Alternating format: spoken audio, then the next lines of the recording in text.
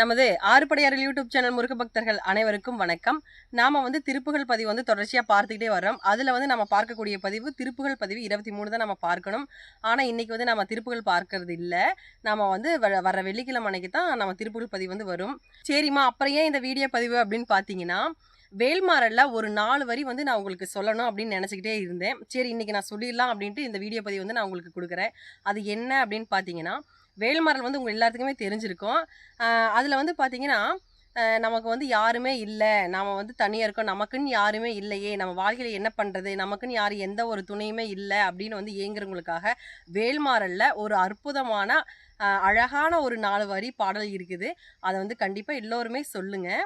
அந்த பாடல் உங்க கூட சொல்லணும் அப்படின்னு எனக்கு தோணிகிட்டே இருந்தனால நான் அதை சொல்கிறேன்.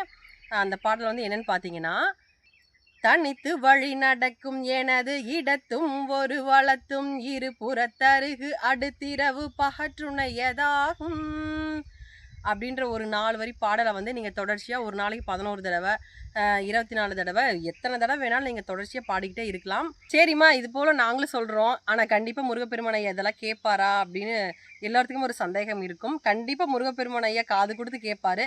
நீங்கள் மனசார சொல்லும்போது கண்டிப்பாக நம்ம முருகப்பெருமான் ஐயா கேட்பாரு. அப்படி நீங்கள் சொல்லிகிட்டே இருக்கும்போது பார்த்தீங்கன்னு வச்சுக்கோங்களேன், நமக்கு எகுத்தாப்பியே கூட ஏதோ ஒரு வாகனத்துலேயோ அல்லது ஏதோ ஒரு பொருள்லையோ வேல் சேஃப் அல்லது நம்ம முருகப்பெருமான் ஐயாவே காட்சி கொடுப்பாரு. இது நானே எனக்கு நடந்த ஒரு அனுபவத்தை நான் உங்ககிட்ட சொல்கிறேன். கண்டிப்பாக இந்த மந்திரத்தை சொல்லிக்கிட்டே இருங்க. வேல்மாறல் முடிஞ்ச அளவுக்கு எல்லாமே ஃபுல்லாக படிங்க. படிக்க முடியாது அப்படின்றவங்க இந்த ஒரு பாடலையாவது அடிக்கடி சொல்லிக்கிட்டே இருங்க. வாழ்க்கையில் எனக்கு யாருமே இல்லைப்பா, நீ தான் எனக்கு எல்லாமே, எந்த துணையும் இல்லை அப்படின்னு சொல்லி நீங்கள் கலங்கி நிற்கிறங்க ஒருத்தருமே இந்த பாடலை கண்டிப்பாக பாராயணம் பண்ணிக்கிட்டே இருக்கலாம். நான் இந்த விஷயத்தை இன்னைக்கு சொல்லணும் அப்படின்றதுக்காக தான் நான் புதுசாக ஒரு விஷயம் நான் சொல்லலை. இது ஏற்கனவே இருக்கிற விஷயம்தான். இருந்தாலும் தெரியாதவங்களுக்கும் இதை எடுத்து சொல்லணும் அப்படின்றதுக்காக இந்த பதிவு இன்னைக்கு நான் கொடுத்துருக்கேன். வரும் வெள்ளிக்கிழமை அன்று திருப்புகழ் பகுதி 23 வரும். கண்டிப்பாக எல்லாருமே பாருங்கள். திருப்புகழை தொடர்ச்சியாக பார்த்துக்கிட்டே வாங்க. கண்டிப்பாக நல்லது நடக்கும். நான் உங்கள் பழனியம்மாள் சின்ராஸ். நன்றி, வணக்கம்.